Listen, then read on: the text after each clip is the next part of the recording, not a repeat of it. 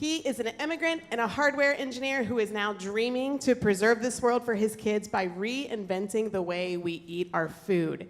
He co-founded Incredible Eats to replace single-use plastic cutlery with edible cutlery. Here's Dinesh Tadepalli.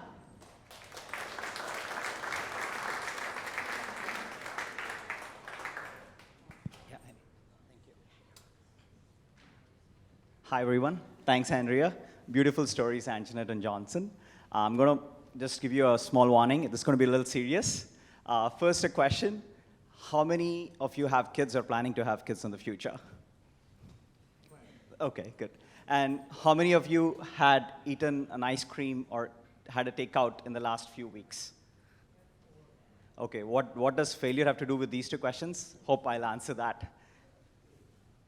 Yeah, so before we continue, as Andrea mentioned, I'm an immigrant here. I came to the US for my master's in 2007, and I did my master's and had my degree in honors. I graduated with the honors, and then I got a very good job, saved a lot of money, bought a nice home in the Bay Area, and I had 2 kids, living my life.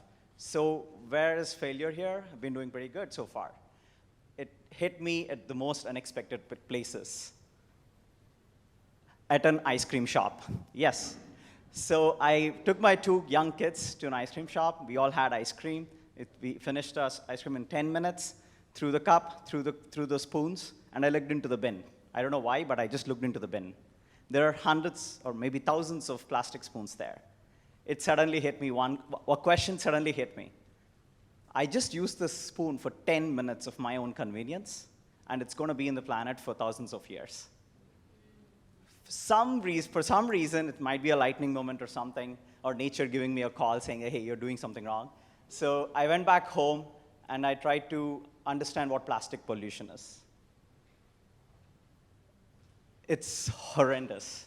In the US alone, I'm not even talking about the entire world, we dispose of 100 million single-use plastic cutlery per day.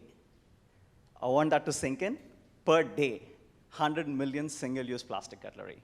So I went around. I'm an engineer. I had a pretty good, savings setup. I invested in as an angel investor, I invested in a couple of software companies. I did the typical Silicon Valley thing till then. Then I realized, OK, that's a big number. So how is it hurting us? I know it's hurting the planet. I'm pretty sure the planet is going to give us back what we gave it so far. We humans are consuming about a credit card size worth of microplastics every single week. That's us right now. Imagine how bad it's going to be for our kids or our grandkids or even for the future generations.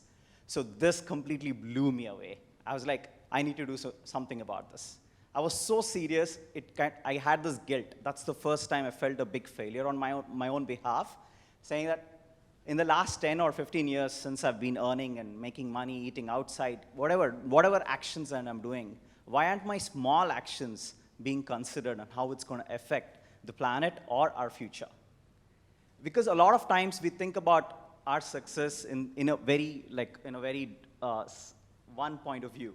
That, OK, have you made money? Are we living comfortably? Are we living happy? All these things question mostly about us. But what about our footprint? What our actions are leading to? So these are the big questions that hit me so hard. So as an engineer, I set out my journey to find the best alternative to single-use plastic. I researched all the existing alternatives. I learned that most of them are greenwashed. The compostable cutlery doesn't work. There's a lot of stories behind it. I don't want to go through the technical details there. And then we decided, OK, why don't we make it something fun? Why can't we convert our plastic cutlery to edible cutlery? So I found out, as an engineer, me and my co-founder, Kruval in India, we designed a machine that can make edible cutlery possible. And that's how Incredible Eats is born. Now, coming back to what I realized in my journey, there are a couple of big failures in my entrepreneurship. I'm a first-time entrepreneur in the food industry. I have 0 experience in the food industry. I just went to a lot of trade shows, met many thousands of people, understood how the industry works, and started pitching to the companies. And I hit a lot of hurdles, failures. For an example, recently that happened, there's a fast food chain, I can't name them, but they dispose of 70 million spoons per year. I went to them, showed this concept, hey, why don't you do this? Their sustainability team loved it. But coming to the rest of the finance team and other people, they're like, oh, this is too expensive than plastic. We can't do that. And there was another team which was saying, okay, this might be a good snack item, but I'm not going to replace my plastic spoon. These were the challenges that I faced. I went to them to replace those 70 million plastic spoons, not for giving another snack to the consumers. So I had to make those tough decisions saying that, no, I'm not going to do that. If you want to replace your plastic spoon with my edible spoon, yes, please take it. I'll be happy to even cut off all my margins.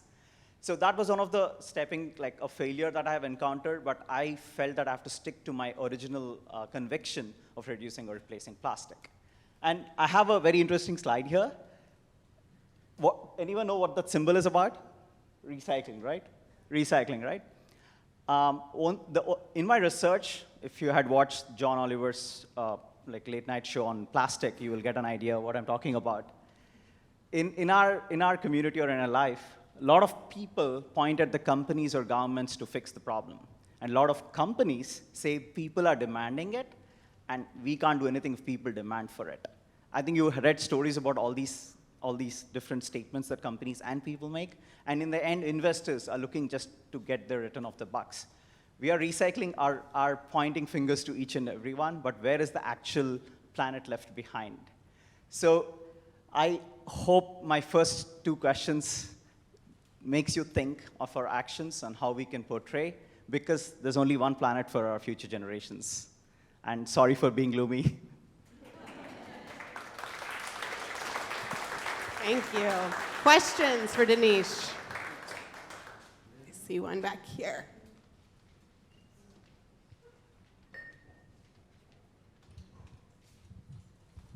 Hi, so do you think your opinion of failure has changed over time as you've gone through your journey? Yeah, sure. So initially, I always thought failure was, okay, to give an example, I was jobless for 11 months back in 2009 after I graduated. I graduated during a session. So I always thought failure in terms of personal failures, like, okay, I wanted to reach my goal, but I failed to reach my goal. What do I do about it? But I never realized my individual actions that we do every single day can also lead to the failure of the larger whole of the planet or any community or anything like that. So that was my complete different concept or change of mentality, that it's not just the personal side of things, but you have to look at the community and the grand nature side of things as well. So I guess I had a two-part question. One, did I just eat your edible straw? Yes. Okay. Yes, the second part is, what's the nutritional value of your cutlery? Sorry, nutritional value of the product? Yeah, what's the nutritional value of your items? Yeah, so the straw is about 15 calories. I hope it's not that much. Yeah, and they're vegan, and they're also, another interesting part is, as I learned so much from failing the planet, all our products are carbon and plastic negative certified. So everything that you eat, you're actually compensating twice than what you make. One more question right here. I wonder if you've got the idea from ice cream cone, because I always order ice cream cone instead of the cup. So. No, that's actually a great thing, but to be frank, we didn't get that idea. The edible cutlery did exist before, but it was not to scale. So as engineers, we invented the machinery to scale. But that might be the way that initial people who thought about it. And last question right here. So I always try to bring my own cutlery. So whoop whoop, thank you for what you're doing. Thank you. But my question is, what about the sanitation packet that they come in? How do you solve that problem? Yeah, before COVID, we never wrapped them individually, like how you saw a straw right now. But because of COVID, a lot of people have the same question that you had. So we spent 6 months to find the right paper without any plastic, because a lot of plastic coverings, the paper coverings have a plastic liner. So we used an aqueous-based solution, water-based solution to get it better. But again, I'm inching towards not using wrappers, but it's the demand versus supply. Thank you so much. Be sure to try his product over here. Thank you.